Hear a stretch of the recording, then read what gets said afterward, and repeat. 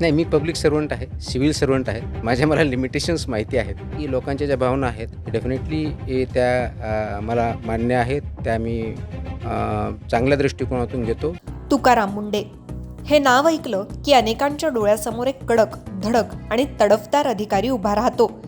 जिथे जातात तिथे कारवाई, नियमांची काटेकोर अंमलबजावणी आणि त्यामुळं सामान्य जनतेच्या मनात ते हिरो ठरतात. अनेकदा त्यांच्या बदलीला जनतेनंच विरोध केला. तुकाराम मुंडेंची बदली करू नका अशी आंदोलनही झाली. पण आता चित्र काहीसं वेगळं दिसतंय.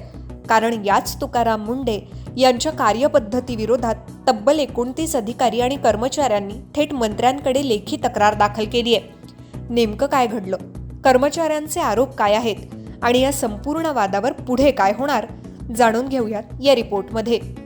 राज्य अन्न आणि औषध प्रशासनाच्या छत्रपती संभाजीनगर येथील प्रयोगशाळेत सध्या मोठा अंतर्गत वाद उफाळून आलाय.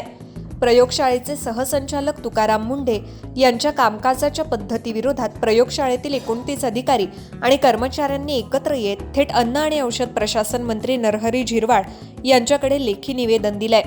कर्मचाऱ्यांचा आरोप आहे की त्यांच्याकडून सकाळी 9 वाजेपासून थेट रात्री 12 वाजेपर्यंत काम करून घेतलं जात आहे. एवढंच नाही तर शनिवार, रविवार आणि सार्वजनिक सुट्ट्यांमध्येही कामावर उपस्थित राहण्याचे आदेश दिले जात असल्याचा गंभीर आरोप करण्यात आलाय.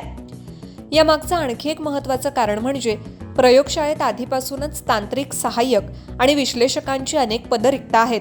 मनुष्यबळ कमी असतानाच कोणतीही पूर्वतयारी न करता अचानक 2 शिफ्टमध्ये काम सुरू करण्याचा निर्णय घेण्यात आल्याचा दावा कर्मचाऱ्यांनी केलाय. कमी कर्मचारी, वाढलेलं काम आणि दिवसाचे तब्बल 15 तास ड्युटी, त्यामुळे शारीरिक आणि मानसिक ताण प्रचंड वाढल्याचं कर्मचाऱ्यांचं म्हणणं आहे.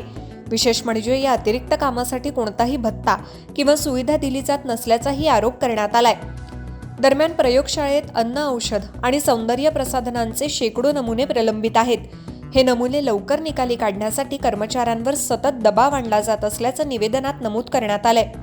याशिवाय वारंवार बदलणारे आदेश आणि कार्यालयीन वेळेतील अनिश्चितता यामुळे प्रयोगशाळेतील वातावरण गोंधळाचं झाल्याचंही तक्रारीत नमूद करण्यात आलंय.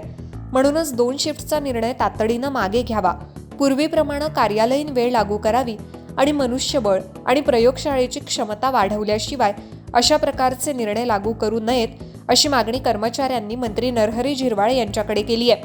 आता या तक्रारीनंतर मंत्री नरहरी झिरवाळ काय निर्णय घेतात, तुकाराम मुंडे यांच्याकडून या आरोपांवर काय स्पष्टीकरण दिलं जातं, याकडे संपूर्ण राज्याचं लक्ष लागलंय. दरम्यान या प्रकरणावर तुमचं मत काय? तुमचं मत कमेंटमध्ये नक्की लिहा.